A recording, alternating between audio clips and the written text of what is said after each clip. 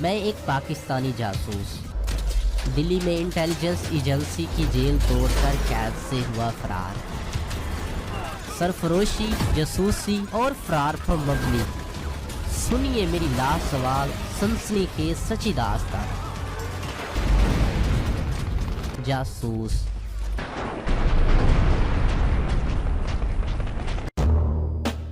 میں ایک پاکستانی جاسوس 70 کی دہائی میں بھارت میں ایک نہایت اہم مشن پر۔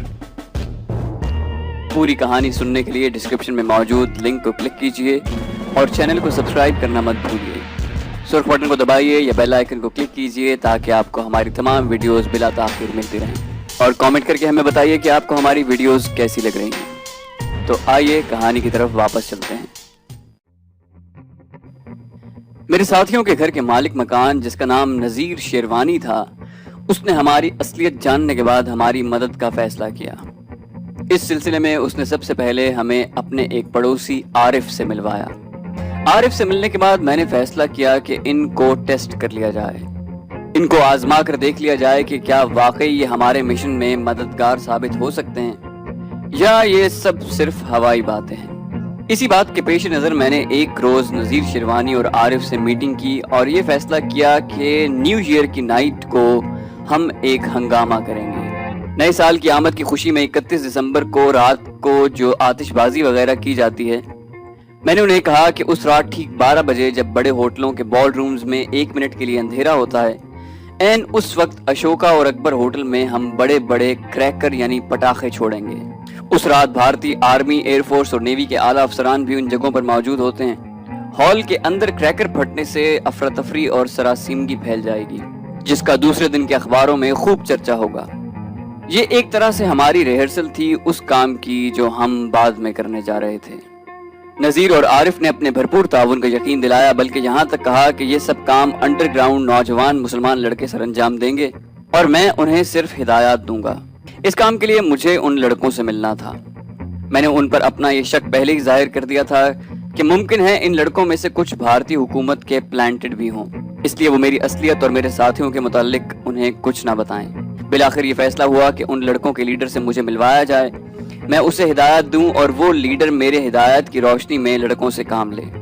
دوسرے دن ہی مجھے نمبر 2 کے ذریعے پیغام ملا کہ شام کو 6 بجے ان کے لیڈر سے ملنا ہے۔ مقررہ وقت پر میں اپنے ساتھیوں کے گھر چلا گیا۔ نذیر اور عارف تیار تھے۔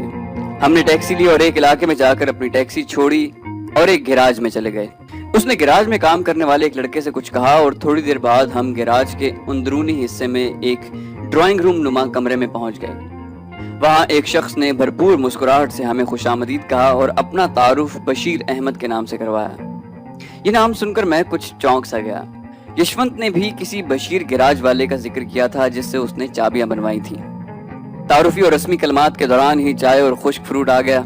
بشیر کو عارف نے اس ملاقات کا پہلے ہی بتا دیا تھا، اس لیے اس نے ہماری خاطر مدارات کا سب انتظام کیا ہوا تھا۔ بشیر نے بغیر کسی لگاؤ لپیٹ کے بتایا کہ گیراج کا کام تو نہ ہونے کے برابر ہے۔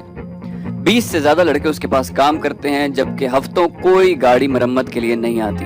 اپنے اور ان لڑکوں کے اخراجات پورے کرنے کے لیے ان سب کو غیر قانونی کام کرنے پڑتے ہیں۔ وہ بولا، صاحب یہ ہندو ویسے تو ہم مسلمانوں سے نفرت کرتے ہیں، لیکن اپنے ناجائز کام کروانے کے لیے ہاتھ تک جوڑتے ہیں، خاصا روپیہ دیتے ہیں، اور اگر میں انکار کر دوں تو سفارشی بنا کر اپنی بہن بیٹیوں کو لے آتے ہیں۔ یہ جانتے ہوئے بھی کہ میں ہر جائز اور ناجائز کام کرتا ہوں، کسی میں اتنی جرت نہیں ہوتی کہ وہ میرے خلاف پولیس میں رپورٹ کرے۔ اس علاقے کی پولیس بھی ہماری جانب سے آنکھیں بالکل بند کیے ہوئے، میرے لڑکے ایک جگہ نہیں بلکہ کئی جگہوں پر بکھرے رہتے ہیں۔ میں نے سب لڑکوں کو رام پوری چاقو کا استعمال ٹھیک ٹھیک سکھا رکھا ہے۔ یہاں کچھ عرصے پہلے ایک نیا تھانے دار آیا تھا۔ اس نے مجھے کئی بار تھانے میں بلایا اور غیر مہذب انداز میں میرے ساتھ پیش آیا۔ ایک روز میں تھانے میں بیٹھا تھا کہ کرول باغ کے لڑکوں نے گھر سے نکلتے ہی اس کی انتڑیاں باہر نکال دیں۔ میرے تھانے میں موجود ہونے کے وقت ہی اس کی لاش تھانے میں لائی گئی۔ سب کچھ جانتے ہوئے بھی ان کے پاس میرے خلاف کوئی ثبوت نہ تھا، اور میرے لڑکے واردات کر کے اپنے علاقے میں روپوش ہو جاتے ہیں۔ یہ ہمارا علاقہ ہے، یہاں سخت سے سخت تھانے دار بھیجا گیا، لیکن کسی نے بھی تھانے میں کاغذوں کا پیٹ بھرنے کے سوا کوئی عملی طور پر کوئی کام نہیں کیا۔ ایسا محسوس ہوتا تھا جیسے بشیر اس پہلی ملاقات میں مجھ پر اپنی اہمیت جتانے کی کوشش کر رہا ہے۔ میں نے پوچھا کہ 31 دسمبر کی رات کو کچھ جگہوں پر دھماکے کرنے ہیں جس کے لیے نڈر چست لڑکوں اور بڑے کریکرز کی ضرورت ہے۔ بشیر میری بات سن کر ہنسا اور بولا، صاحب میرے لڑکے تو اتنے نڈر ہیں کہ اگر میں کہوں تو وہ خود اپنے پیٹ میں چھرا گھونپ لیں، اور جہاں تک کریکرز کا سوال ہے تو یہاں پر ہر قسم کی گولیوں کے علاوہ ہینڈ گرینیڈ بھی آپ کا یہ غلام بناتا ہے۔ عارف نے بشیر کو میرے متعلق پہلے ہی بتا دیا تھا، اس لیے اس نے مجھ سے کوئی سوال نہ کیا۔ میں نے سوچا کہ اگر 31 دسمبر کو انہوں نے حسب منشا کام کیا تو جہاں تک ہو سکا میں انہیں خود تربیت دوں گا، اور اس کے بعد انہیں ایک یونٹ کے طور پر واضح نصب العین کے ساتھ کام کرنے کی ترغیب بھی دوں گا۔ میں نے بشیر سے کہا کہ اگر ممکن ہو سکے تو مجھے اپنے نڈر اور چست لڑکوں میں سے نسبتاً زیادہ پڑھے لکھے لڑکوں سے ملوا دو۔ اکبر اور اشوکا ہوٹل میں نیو ایئر نائٹ کے لیے ٹیبلوں کی ریزرویشن صرف جوڑوں کے لیے ہو سکتی ہے، اور اس گیدرنگ میں شامل ہونے کے لیے اچھے لباس کے علاوہ پرسنالٹی کی بھی ضرورت پڑتی ہے۔ میں نے لڑکوں کا ساتھ دینے کے لیے لڑکیوں کے متعلق تو سوچ دیا تھا کہ ان ہوٹلوں کی لابی میں ایسی بہت سی لڑکیاں مل جاتی ہیں، لڑکوں کے لیے موزوں لباس بھی سلے سلائے مل سکتے تھے۔ بشیر نے مجھے 2 روز بعد شام کو اپنے سلیکٹڈ لڑکوں سے ملوانے کا وعدہ کیا۔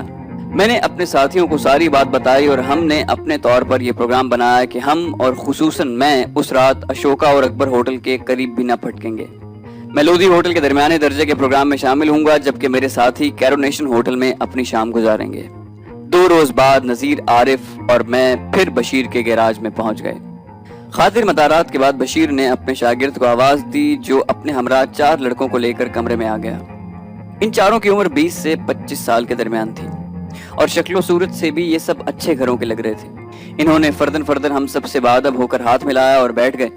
میں نے ان کے نام اور تعلیم پوچھی تو انہوں نے اپنے نام کے ساتھ تعلیم بتائی۔ ان میں سے 2 FA تھے اور ایک BA اور ایک میٹرک پاس تھا۔ بشیر نے بتایا کہ اس نے انہیں پہلے ہی بتا دیا ہے کہ انہیں کیا کام کرنا ہوگا، جس کی انہوں نے بڑی خوشی سے حامی بھر لی ہے۔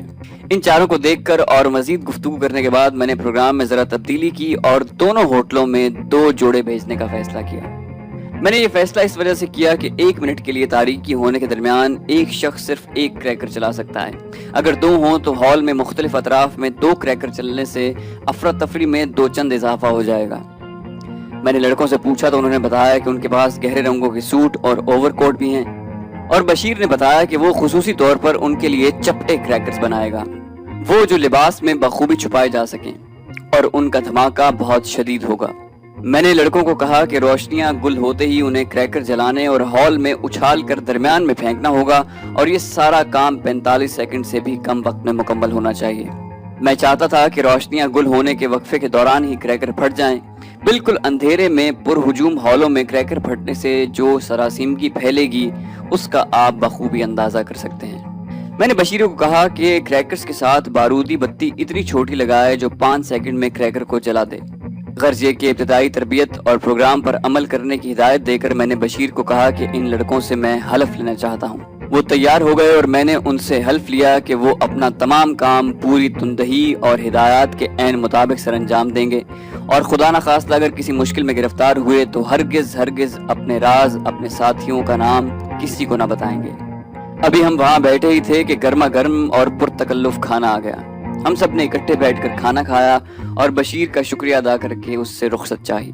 اس ملاقات کے بعد بشیر اور ان 4 لڑکوں سے میں 2 مرتبہ ملا اور انہیں 31 دسمبر کی رات کے بارے میں اچھی طرح سے بریف کیا۔ بشیر نے اس دوران چپٹے کریکر تیار کر لیے تھے۔ ان کا ہجوم دیکھ کر مجھے اندازہ ہو گیا کہ ان کا دھماکہ کسی بڑے بم جیسا ہوگا۔ میں نے اس دوران اپنے نمبر 2 کو بھیج کر اکبر اور اشوکا ہوٹل میں 2 ٹیبلز ریزرو کروا لیے۔ ہماری تمام تیاری مکمل تھی۔ جیسا کہ شروع میں عرض کر چکا ہوں کہ ان دونوں ہوٹلوں کی لابی میں پیڈ پارٹنر لڑکیاں ہمہ وقت موجود رہتی ہیں۔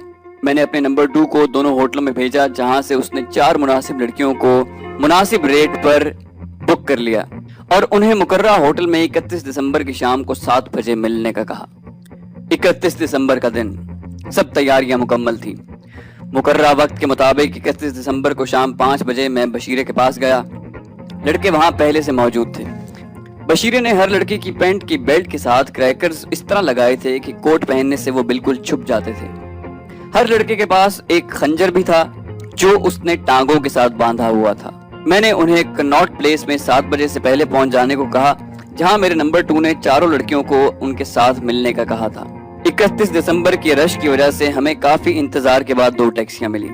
बशीर ने लड़कों को एक टैक्सी में रवाना किया और चलते वक्त उन्हें कहा कि अगर काम ठीक तौर से अंजाम न दिया तो तुम्हारे घर वालों को कब्रिस्तान भिजवा दूंगा, क्योंकि तुम्हारी लाशें उन्हें वहीं मिलेंगी। ये चलते वक्त की आखिरी हिदायत थी। हमें भी भारतीय बॉर्डर में दाखिल होने से पहले कुछ इसी तरह की हिदायत मिली थी, लेकिन कुछ नर्म अल्फाज में।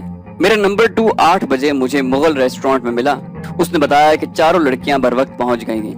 लोधी होटल अकबर और अशोका से ज्यादा दूर नहीं था।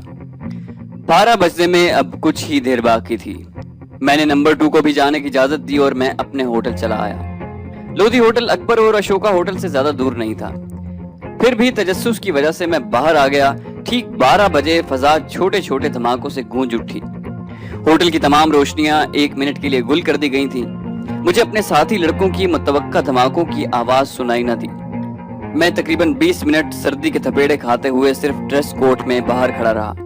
अब सर्दी नाकाबिले बर्दाश्त हो चुकी थी और मैं होटल वापस जाने का सोच ही रहा था कि एम्बुलेंस और फायर ब्रिगेड के इंजन अपने जोरदार सायरन बजाते हुए अशोका और अकबर होटल की तरफ भागते दिखाई दिए।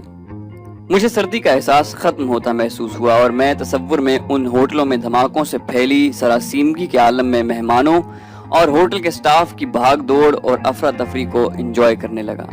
थोड़ी देर तसव्वुर की आंखों से इन मनाजिर से लुत्फानंदोज होने के बाद मैं अपने कमरे में वापस चला गया। नजीर, आरिफ और मैं दूसरे दिन 12 बजे बशीर के यहाँ पहुंचे। सुबह अखबारों के फ्रंट पेज अकबर और अशोका होटल में रात ठीक 12 बजे फटने वाले बम मेहमानों के जख्मी होने और मुख्तलिफ कयास आराइयों से भरे पड़े थे। बशीर ने बताया कि चारों लड़के सुबह 10 बजे आए थे। चारों के क्रैकर बिल्कुल सही वक्त पर फटे थे। वो तो अफरा तफरी में अंधेरे में ही बाहर निकल आए थे। अलबत्ता हॉल में लोगों की चीखों पुकार और धमाकों से टूटने वाली बोतलों, ग्लासों और हल्के फर्नीचर के टुकड़ों से कई अफराद दोनों जगहों पर जख्मी जरूर हुए थे। लड़कों ने उसे बताया था कि दिल्ली के इंतहाई पॉश इलाके में, जहां दुनिया भर के सिफारत खाने मौजूद हैं, यहाँ के होटलों में धमाकों की वजह से पुलिस और फौज ने दोनों होटलों को घेर लिया है। अखबारात में लिखा था कि फौरी तौर पर यह तय नहीं किया जा सकता कि ये धमाके किस चीज के थे। दोनों होटलों की भरपूर तलाशी ली गई और कुछ बरामद न होने की वजह से फौज और पुलिस का घेरा खत्म हो गया। बशीर अपने लड़कों की कामयाबी पर फूला नहीं समा रहा था। हमने उसे और उसने हमें मुबारकबाद दी।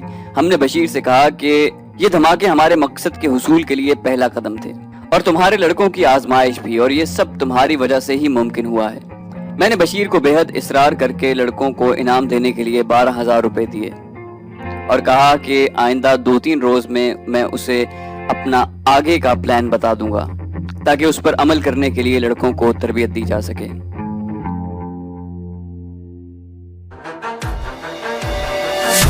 तो दोस्तों, ये थी हमारी आज की एपिसोड। उम्मीद करते हैं कि आपको हमारी कहानी पसंद आई होगी। जाने से पहले इस वीडियो को लाइक कीजिए और शेयर करना मत भूलिए। कमेंट करके हमें बताइए कि आपको हमारी वीडियो कैसी लगी। और अगर अभी तक आपने इस चैनल को सब्सक्राइब नहीं किया तो इस चैनल को सब्सक्राइब कीजिए और बेल आइकन दबाकर ऑल नोटिफिकेशन ऑन कर लीजिए।